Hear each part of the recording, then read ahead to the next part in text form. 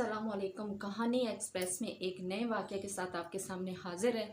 ये ऐसा वाक़या है तमाम नौजवान लड़के और लड़कियों के लिए और उनके जानने के लिए बहुत ही ज़रूरी है, जो रोंगटे खड़ा कर देगा। आप सुन के हैरान हो जाएंगे कि क्या कुछ हो रहा है हमारे माशरे में, हमारे इर्द गिर्द, और हमें कितना मोहतात होने की ज़रूरत है। तो मेरी नज़र में ये वाक़या सोशल मीडिया पे गुज़रा और मैंने ज़रूरी समझा कि इसको ज़्यादा से ज़्यादा लोगों तक पहुंचाना चाहिए। आप भी इसको आगे शेयर कीजिएगा ताकि ज़्यादा से ज़्यादा लोग इस तरह के फ्रॉड, धोखे और तकलीफ़ से बच सके, किसी की ज़िंदगी बच जाए। तो वाक़या कुछ ये इस्लामाबाद में कुछ दिन पहले रिपोर्ट हुआ है। तो ये वाक़या पेश आया इरफान नामी एक लड़के के साथ। तो इस्लामाबाद में आम तौर पे ये है कि जब हम मोटरवे से इस्लामाबाद की तरफ जाते हैं तो उससे पहले ही कुछ आबादी जो है वो स्टार्ट होगी, नई नई सोसाइटीज़ बनी हैं। तो वो इस्लामाबाद ही काउंट होती है, लेकिन वहाँ पे अभी आबादी काफ़ी कम है। तो अगर जो डेवलपमेंट बहुत ज़्यादा तेज़ी से हो रही है, लेकिन फिर भी इतनी ज़्यादा आबादी नहीं है। तो ये वाक़या वहीं का है। वहाँ के एक घर में ये वाक़या पेश आया जब नेबर्स ने उस घर से चीखों की आवाज़ सुनी। एकदम से नेबर्स को बहुत ज़्यादा चीखों की आवाज़ें आई।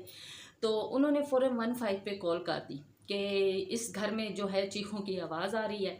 अब 15 ने उसी इलाके की, उसी सोसाइटी के करीब जो एक टीम जो है गश्त कर रही थी, क्योंकि मैंने आपको बताया कि इस जगह पर आबादी अभी बहुत ज़्यादा नहीं थी। तो वहाँ पे आम तौर पर पुलिस की वैन्स वगैरह जो टीम्स होती थी वो गश्त करती रहती थी।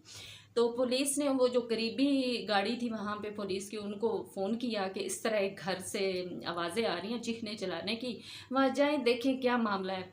तो वो टीम वहाँ पहुँची, उनके साथ एक खातून भी थी वहीं पुलिस वालों के साथ। जब उन्होंने दरवाज़ा खटखटाया तो अंदर से कोई आवाज़ आना बंद हो गई। दरवाज़ा किसी ने नहीं खोला। काफ़ी देर उन्होंने कोशिश की कि दरवाज़ा किसी तरह से खुल जाए, लेकिन दरवाज़ा नहीं खोला। लेकिन थोड़ी देर बाद फिर से अंदर से चीखने की आवाज़ आना शुरू हो गई। फिर क्या हुआ कि पुलिस वालों ने अपने एक बंदे को किसी तरह वो दीवार फैला के या जैसे तैसे भी गया और दरवाज़ा तोड़ा। जब वो अंदर गए, दरवाज़ा खुला, तो अंदर के जो मनाजर थे वो इंतहाई हैरत अंगेज़ थे। एटलीस्ट पुलिस वालों ने ये गुमान तक नहीं किया था कि ये मंजर उन्हें देखने को मिलेगा। जैसे ही दरवाज़ा खुलते हैं अंदर देखते हैं कि एक इंसान जो है, एक बंदा, वो स्ट्रेचर के ऊपर बंधा हुआ है रस्सियों से और बहुत ज़ोर ज़ोर से शोर मचा रहा है। अपने आप को खोलने की कोशिश कर रहा है और कह रहा है कि मुझे बचाओ, मुझे बचाओ। तब पुलिस फ़ौरन वहाँ पहुँचती है और उसके पास जो 2 लोग होते हैं उनको तो फ़ौरन गिरफ़्तार कर लेते हैं। तो बाकी जो लोग होते हैं 5-6 और लोग भी वो वहाँ से भाग जाते हैं। ये जो 2 लोग होते हैं इनमें से बताया जा रहा है कि एक का ताल्लुक जो है लाहौर से है और एक का ताल्लुक कश्मीर, आज़ाद कश्मीर कोठी से है। तो उन 2 लोगों को गिरफ्तार कर लेते हैं। फिर वो लोग सारा बताते हैं। इससे पहले इरफान से सुनते हैं कि उसने क्या बताया कि वो कैसे यहाँ तक पहुँचा और उसके साथ क्या हुआ, कैसे इन लोगों के हत्थे चढ़ा। तो इरफान जो है एक आम से घराने का फ़र्द है। तो उसे काफ़ी दिनों से जॉब की तलाश थी। हर किसी को आजकल मुलाज़मत की ज़रूरत होती है। तो जहाँ कहीं कोई ऐड नज़र आता है, कुछ नज़र आता है, तो वो कोशिश करते हैं कि ट्राई करें। आजकल सोशल मीडिया का दौर है, तो मोबाइल्स के ऊपर, यूट्यूब के ऊपर अक्सर एड्स चल रहे होते हैं कि ऑनलाइन जॉब दस्तयाब है या इस तरह की जॉब्स हैं, आएँ और इंटरव्यू के लिए तशरीफ़ ले आएँ, इंटरव्यू दें, उसके बाद आपको जॉब के लिए सिलेक्ट कर दिया जाएगा। उसमें इतनी अच्छी वो मराहत देते हैं, मतलब उसमें पैकेज, सैलरी पैकेज और सब कुछ इतना अच्छा होता है कि हमारा नौजवान तबका जो इतना बेरोज़गार है, ज़ाहिर है हर एक के घर में ना जाने क्या क्या मसाइल चल रहे हैं, बल्कि मसाइल ही चल रहे हैं। तो वो फिर कोशिश करते हैं कि शायद इस तरह का कोई जॉब मिल जाए। जॉब्स वैसे ही आजकल नहीं है। तो यही कुछ इरफान के साथ भी हुआ, उस बेचारे के साथ। उसने इसी तरह ऐड देखा, उसने कॉल की कि मैं ये जॉब करना चाहता हूँ। तो उन लोगों ने फिर अपनी कार्रवाई आहिस्ता आहिस्ता शुरू कर दी जिन लोगों ने ये ऐड दिया था। अब आगे सुनते जाएं, गौर से सुनिएगा, बहुत ही ये आगे से कि क्या होने वाला है, ये कैसे हुआ। तो लेकिन साथ साथ चैनल को भी ज़रूर सब्सक्राइब कर दें, लाइक कर दें, वीडियो को भी ज़रूर शेयर कीजिएगा। तो इरफान जो है उन लोगों को कहता है कि मैं इंटरव्यू देना चाहता हूँ। वो तब उसको, इरफान को, एक घर में बुलाते हैं। घर क्या, उन्होंने ऑफिस बाकायदा बनाया होता है। ये ऑफिस उसी इस्लामाबाद के साथ जो नई सोसाइटीज़ बन रही हैं वहीं के एक घर में होता है। उन्होंने बाकायदा अपना सेटअप बनाया होता है। वहाँ पे 3-5-6 लोग होते हैं जो कि उनके अपने ही होते हैं। ये सारा एक ग्रोह होता है।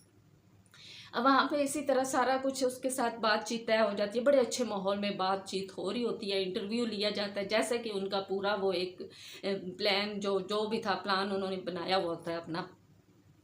उससे इंटरव्यू लेते हैं, सारा कुछ बातें तय पा जाती हैं, हाँ भाई इतनी पे होगी, सारा कुछ। इरफान बहुत खुश हो जाता है, उसे लगता है कि आज उसे जॉब मिल गई है, तो बहुत खुश, उनकी हर बात मान रहा होता है। तब बड़े अच्छे माहौल में बातचीत चल रही होती है। वो सारा वो जो काम उन्होंने फ़ोन पे बताया था कि ये होगा, ज़ाहिर है ऐसे लोगों ने पूरा एक तय किया होता है, प्रोग्राम बनाया होता है कि किस तरह किसको फंसाना है।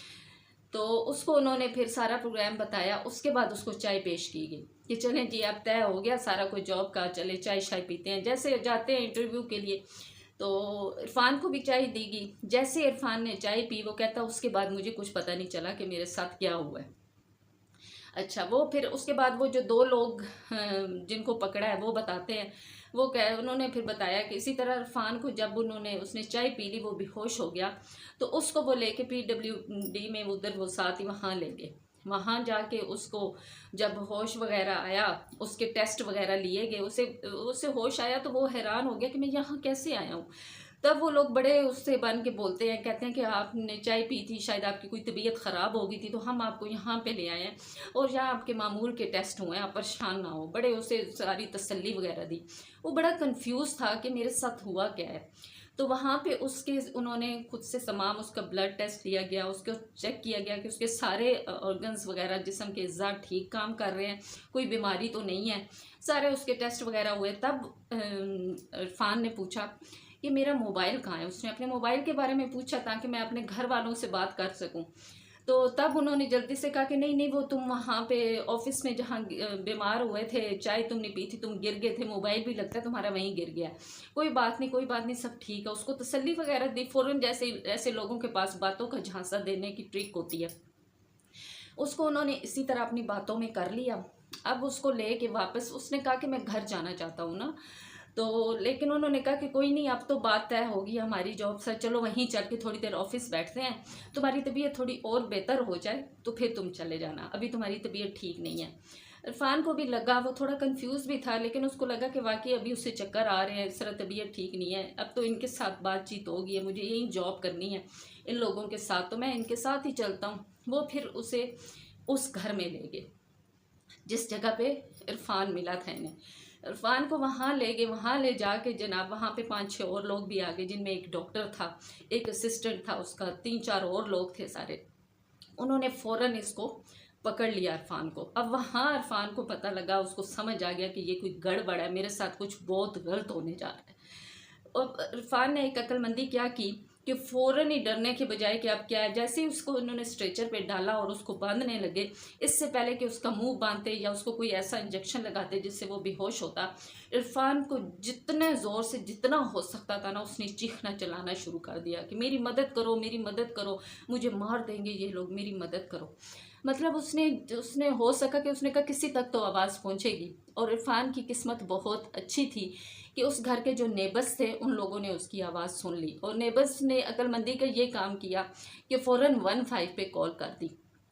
अब 15 पे जैसे ही कॉल की, पुलिस फ़ौरन आ गई। अब पुलिस ने जब वहाँ पे देखा, कमरों की तलाशी ली, तो वो हैरान रह गए कि वहाँ पे बहुत सारे ऐसे हालात मौजूद थे जिनसे ऑपरेशन वगैरह किया जाता था, और बहुत कम मिकदार में थे। मुकम्मल ज़ाहिर है वो कोई हॉस्पिटल तो था नहीं, वो तो अपने मकसद के लिए करते थे। और मकसद क्या था उनका, वो लोगों को इसी तरह झांसे में ला के उनके गुर्दे निकालते थे। जी जनाब, बिल्कुल, वो उनके गुर्दे निकालते थे। इसीलिए उन्होंने बाकायदा उसका टेस्ट करवाया, क्योंकि वो सैंपल लिया खून का, ज़ाहिर खून मैच होता है सारा कुछ, तो वो फिर वहीं से गुर्दा आगे दे सकते हैं। तो वो क्या करते थे कि बाकायदा वहाँ पे ला के लोगों को इसी तरह बेहोश करके उनके गुर्दे निकालते थे। ये पूरा एक ग्रोह था मुनज़्ज़म, और फिर गुर्दे जो है इसी तरह सेफली वो दूसरे बाहर के मुल्कों में ट्रांसफ़र करते थे। और पीछे जिसका गुर्दा निकालते थे उस बेचारे के साथ क्या होता था, अब वैसे ज़्यादातर तो ये होता था कि गुर्दा निकालने के बाद उसके वो बच ही नहीं पाता था, वो मर जाता था, क्योंकि वहाँ पे कोई ऐसे प्रोटोकॉल नहीं था ऑपरेशन करने के लिए जितने प्रोटोकॉल्स चाहिए होते हैं। मतलब सारा कुछ एहतियाती तदबीर कुछ भी नहीं था। चंद आलात थे जिनका काम सिर्फ ये था कि गुर्दे में गुर्दा बस निकाल लो। उनको इससे कोई फ़र्क नहीं पड़ता था कि जो रह गया पीछे बंदा वो मर जाएगा या क्या होगा। तो अगर कोई बच भी जाता था तो उसको बेहोशी की हालत में सड़क के किनारे फेंक देते थे। ये उनका काम था। तो यूँ इरफान जो है अपनी थोड़ी सी उसने जो अकल इस्तेमाल की, उससे उसकी जान बच गई, और उसकी जान बचने की वजह से ये वाक़या खुल के बाहर आ गया। अब ये वाक़या वहाँ पे रिपोर्ट है इस्लामाबाद में, इसके ऊपर पूरी तहकीकात हो रही हैं। देखें, पता चलेगा कि कितना बड़ा गिरोह है। यकीनन इसमें बहुत सारे लोग इन्वॉल्व होंगे, एक आध बंदा तो ये कर नहीं सकता, या 5-6 लोग भी नहीं कर सकते। कि ये पूरा प्रोसेस एक होता है, इसका बाहर तक लेके जाना, सारा कुछ, इसमें कौन कौन इन्वॉल्व है, इसके ऊपर सारी कुछ अब तहकीकात हो रही हैं। अल्लाह करे कि ये सारा गिरोह पकड़ा जाए।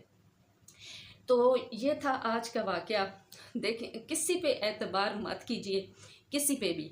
इस वाक़ये से जुड़े कुछ अर्सा पहले एक लड़की के साथ भी वाक़या हुआ था, ये भी मैं इस मौके पे बताना ज़रूरी है कि ये एक पार्लर में पेश आया था। तो इसी तरह के ग्रोह में ख़वातीन उन्होंने शामिल की होती हैं, उन्होंने अपने मुख्तलिफ पार्लर बनाया होता है। तो वहाँ कुछ लड़कियाँ जो इस तरह भोली भाली होती हैं, ट्रेनिंग के लिए आई होती हैं, या कुछ इस तरह की, क्योंकि ये एक आहिस्ता आहिस्ता पहले एक 2 महीने लगा के लोगों को फंसाते हैं। इसी तरह उन्होंने लड़की को उसके मुख्तलिफ जो ट्रीटमेंट करते हुए, मसाज की या कुछ इस तरह करते हुए उसको इंजेक्शन लगाया, उसको बेहोश किया, इसी तरह उसके गुर्दे निकाल लिए, और वो लड़की पत्नी कहाँ से कहाँ पहुँच गई। इस तरह के मतलब इतने हो रहे मसले। तो प्लीज़ जितना हो सकता है मोहतात रहें। अगर कहीं इंटरव्यू के लिए जाते भी हैं तो एतबार मत करें, साथ किसी को ले के जाएँ, सुनसान जगह पे मत जाएँ, इन्फॉर्म करके जाएँ घर वालों को पूरा बता के कि आप इस जगह पे जा रहे हो। और किसी पे भी एतबार ना करें, चाहे कोई लड़का हो लड़की हो, अपने आप को सेफ रखें। ये था आज का वाक़या।